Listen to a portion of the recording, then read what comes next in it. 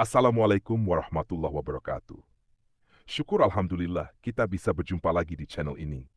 Shalawat dan salam selalu dan tetap tercurahkan kepada junjungan kita Nabi besar Muhammad sallallahu alaihi wasallam. Allahumma sholli ala Sayyidina Muhammad wa ala ali Sayyidina Muhammad. Lirik.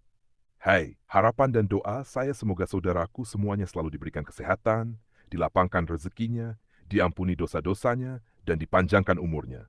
Amin ya robbal alamin.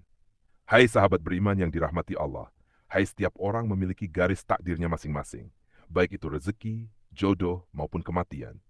Ini memang tak bisa dipungkiri bahwa semua itu sudah diatur oleh Yang Maha Kuasa, Allah Subhanahu wa Ta'ala. Mungkin kita pernah melihat bahwasanya, meski sebagian besar orang lakukan kerja keras agar mendapatkan rezeki atau kekayaan yang berlimpah, namun pada kenyataannya masih banyak yang belum mampu mendapatkan layaknya yang diinginkan.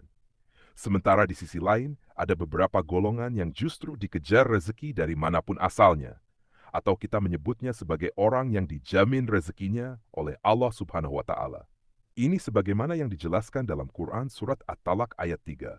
Allah Subhanahu wa Ta'ala telah berfirman, Hai, dan memberinya rezeki dari arah yang tiada disangka-sangkanya. Dan barang siapa yang bertawakal kepada Allah, niscaya Allah akan mencukupkan keperluannya. Sesungguhnya Allah melaksanakan urusan yang dikehendakinya. Sesungguhnya Allah telah mengadakan ketentuan bagi tiap-tiap sesuatu.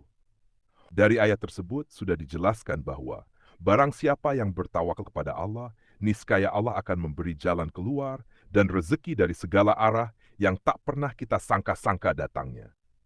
Lalu siapa dan apa cirinya orang yang selalu dikejar-kejar rezeki tersebut? Yang pertama adalah orang yang suka bersedekah.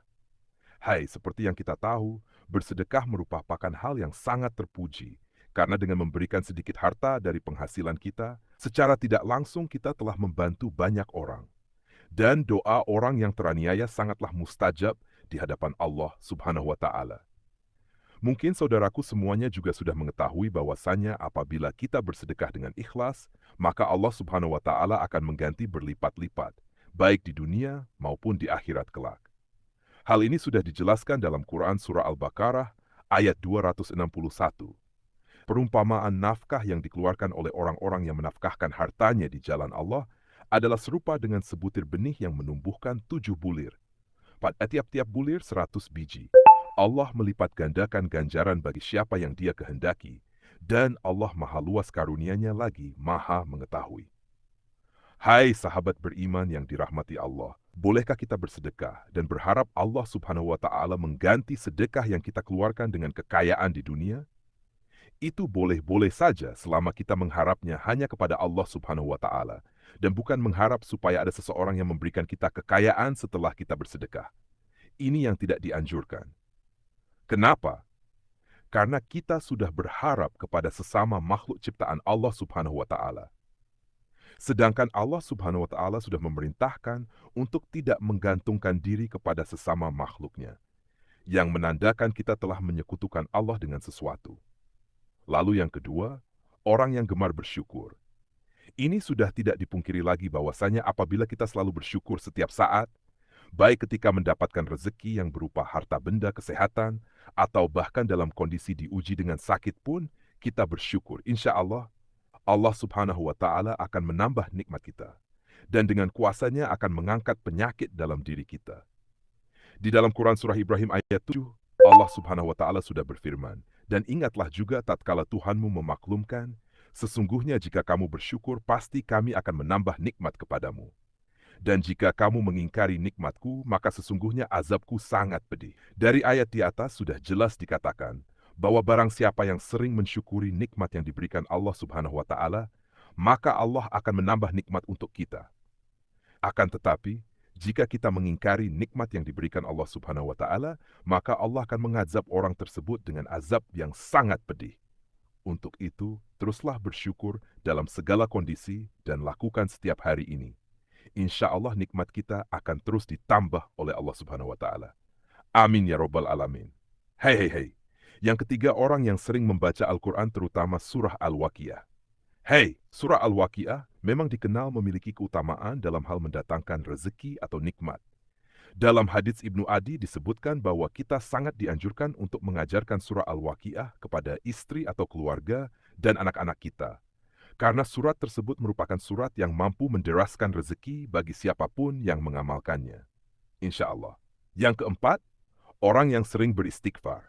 Hai, istighfar merupakan salah satu usaha batiniah kita untuk memohon ampunan kepada Allah Subhanahu wa Ta'ala atas segala dosa yang kita perbuat. Hai, lalu apa hubungannya dengan selalu dikejar rezeki? Hai, orang yang selalu beristighfar dalam kondisi apapun secara tidak langsung dapat membersihkan hatinya dari segala dosa dan kesalahan. Hai, ketika hati kita bersih, maka kemungkinan besar rezeki yang diberikan oleh Allah Subhanahu wa Ta'ala bisa sampai kepada kita.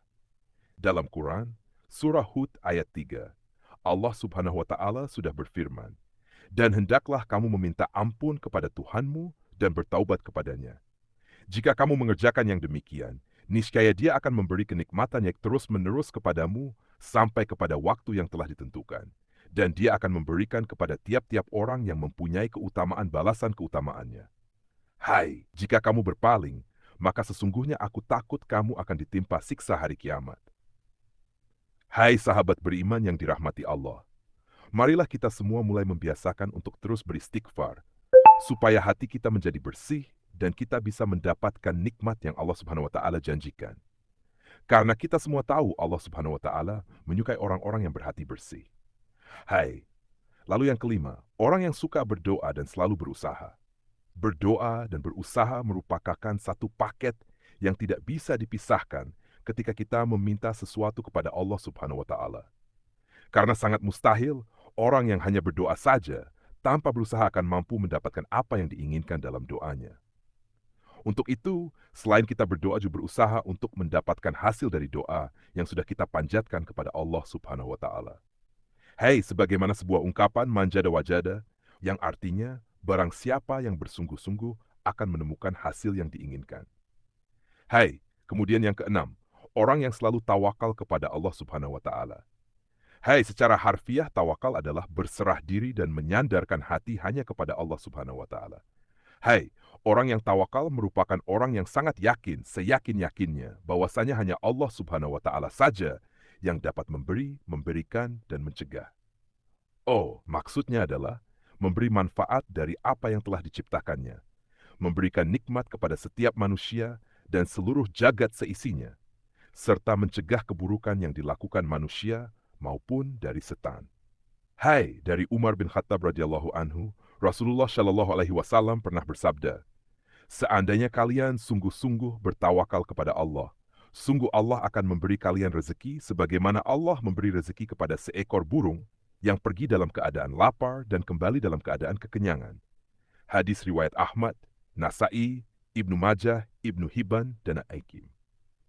Hai, dari hadis tersebut, sudah sangat jelas dikatakan bahwa seekor burung saja Allah Subhanahu wa Ta'ala sudah menjamin rezekinya. Apalagi kita sebagai manusia yang mau bertawakal hanya kepada Allah Subhanahu wa Ta'ala. Insya Allah rezeki tidak akan pernah putus diberikan oleh Allah Subhanahu wa Ta'ala kepada kita. Demikian yang bisa saya bagikan, semoga video ini bermanfaat untuk kita semua. Amin ya rabbal alamin. Assalamualaikum warahmatullahi wabarakatuh.